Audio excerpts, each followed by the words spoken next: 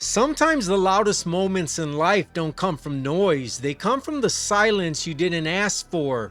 And if you've been feeling that silence lately, that heaviness that creeps in when it's just you and your thoughts, stay with me because there's something powerful hidden inside that space that most people never slow down long enough to discover. I didn't always understand solitude. I used to think being alone meant something was wrong with me or that I wasn't enough for people to stick around. But over time, I realized that loneliness and solitude aren't the same thing. One drains you and the other grows you.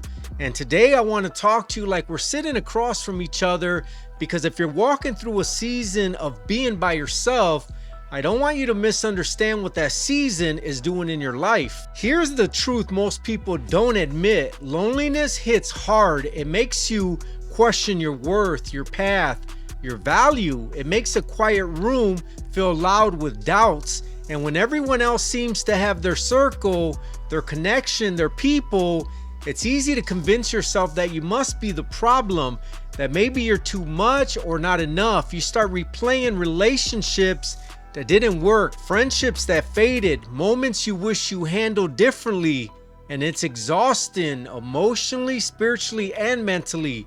Loneliness can feel like carrying the weight of all your insecurities at once, and it blinds you from seeing the truth. Sometimes God pulls you away from the noise, not to punish you, but to reveal you. Because here's what happens when you sit down with yourself long enough. You start to hear things you've been avoiding. You start to notice the habits that need to change, the wounds you've been covering with distractions, the dreams you abandoned because life got busy. Solitude forces you to meet the real you, the version of yourself that isn't performing, pleasing, or pretending. And at first, that can feel scary, but then something shifts. You start realizing that the moments you thought were breaking you were actually building you.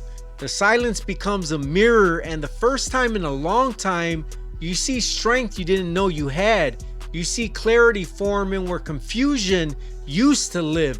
You discover that peace doesn't come from people staying, it comes from you not losing yourself when they don't. And this is the moment, the part that changed everything for me. One day I woke up and realized that solitude wasn't my enemy, it was my classroom. It was the place where God shaped me when no one was watching. It was the season where I learned how to stand without needing someone to hold me up. It was where I learned to love myself in a way that wasn't dependent on who walked into or out of my life. That's the power of solitude. It grows you in ways crowds never could. It prepares you for connection that matches your maturity, not your insecurities. And once you experience that kind of growth, loneliness no longer feels like emptiness, it feels like preparation. So if you're in that season right now, breathe. It's not wasted. You're not forgotten. You're not failing. You're being strengthened for what's coming next.